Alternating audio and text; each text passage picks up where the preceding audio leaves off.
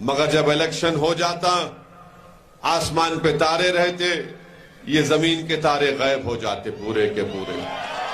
تو اسی لیے میری آپ سے گزارش ہے کہ اللہ بخش، میں جانتا ہوں آپ کہہ سکتے ہیں کہ اسد الدین اویسی یہ بات اس لیے کہہ رہا ہے کہ وہ ان کی پارٹی کا ہے۔ یقیناً وہ میرے پارٹی کے ایک بے باک لیڈر ہیں، میں ان کی طبیعت سے اور فطرت سے بھی واقف ہوں۔ اللہ بخش دل کا اچھا آدمی ہے، اس کے دل میں، اس کی سوچ اور فکر میں غریب اور مظلوموں کے لیے ایک تڑپ ہے، ایک فکر ہے۔ اللہ بخش صرف یہی نہیں دیکھتا کہ اگر کسی سے ناانصافی ہو رہی ہے تو اس کا مذہب کیا ہے۔ اللہ بخش کے قریب اور جس پارٹی کو اللہ بخش اس پارٹی سے آتے ہیں، اس پارٹی بھی یہی کہتی ہے کہ کمزور کوئی بھی ہو، مظلوم کوئی بھی ہو، ہم کو اس کا ساتھ دینا ہے، ان کو مضبوط بنانا ہے۔ مجلس کی پالیسی یہ ہے کہ جو کمزور ہوگا وہ ہماری آنکھوں میں مضبوط ہوگا، جو سب سے آخر ہوگا اس کو سب سے پہلے سامنے لانا۔ یہ مجلس اتحاد المسلمین کا ایک پالیسی ہے، یہ ہماری سوچ ہے، یہ ہمارا اس پر عمل بھی ہم کرتے ہیں۔ تو اسی لیے میری آپ سے گزارش ہے کہ آپ اللہ بخش کو یہاں کی اسمبلی حلقے کے لیے آپ کا ایک بہترین ایم ایل اے ثابت ہوگا۔ صرف آپ کو کرنا یہ ہے کہ آپ کے دل میں جو شک ہے اس شک کو آپ کو نکالنا پڑے گا۔ اور وہ شک کیا ہے کہ اللہ بخش جیتتا کیا، کہ اللہ بخش اس کو ہرا پائے گا کیا۔ میرے بھائی، آپ کے پاس ووٹ کی طاقت ہے، آپ جس کو ووٹ ڈالے وہی کامیاب ہوتا ہے، آپ جس کو ووٹ نہیں ڈالے وہ کامیاب نہیں ہوتا ہے۔ جب آپ کے پاس امبیڈکر کے بنا ہوئے سمویدھان کا ایک بہت بڑا ہتھیار غریبوں کو، بے زبانوں کو، مظلوموں کو دیا گیا، وہ ہتھیار کیا ہے؟ آپ کا ووٹ ہے۔ اگر آپ پورے مل کر اللہ بخش کو ووٹ ڈالیں گے تو اللہ بخش کامیاب ہو جائے گا انشاءاللہ۔ مگر اگر آپ ووٹ ڈالنے سے پہلے یہ سوچتے رہیں گے کہ ڈالے تو جیتتا یا نہیں جیتتا، میرے عزیز دوستوں اور بزرگوں، جب تک آپ ووٹ نہیں ڈالیں گے کوئی نہیں جیت سکتا۔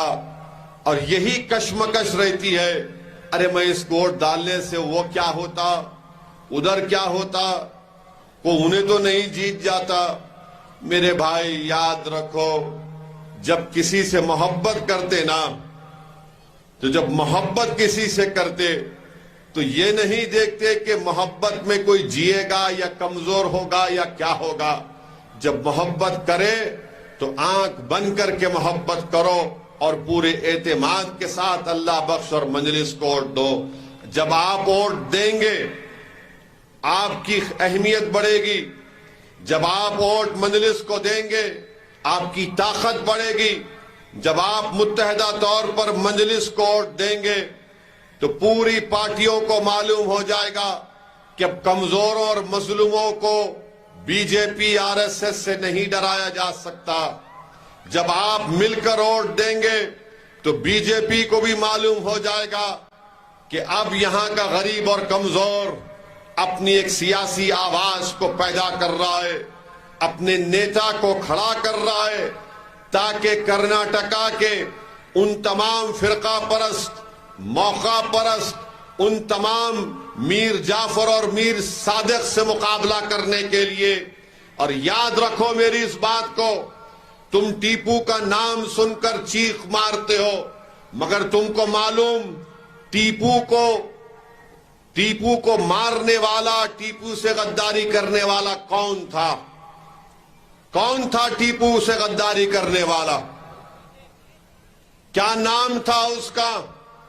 سراج الدولہ سے جنگ میں غداری کرنے والے کون تھے؟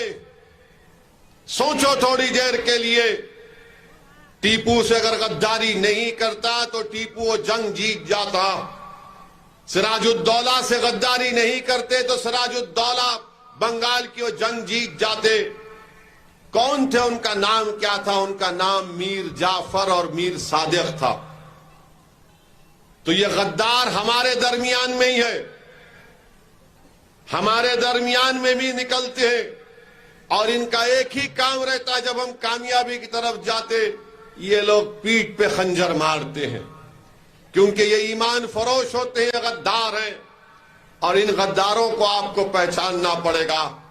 تاریخ گواہ ہے، تاریخ گواہ ہے کہ ہمارے ہی صفوں سے غدار نکلتے تھے، چاہے وہ کربلا کی سرزمین ہو یا پھر ٹیپو اور سراج الدولہ کی مثال آپ کے سامنے رکھ رہا ہوں۔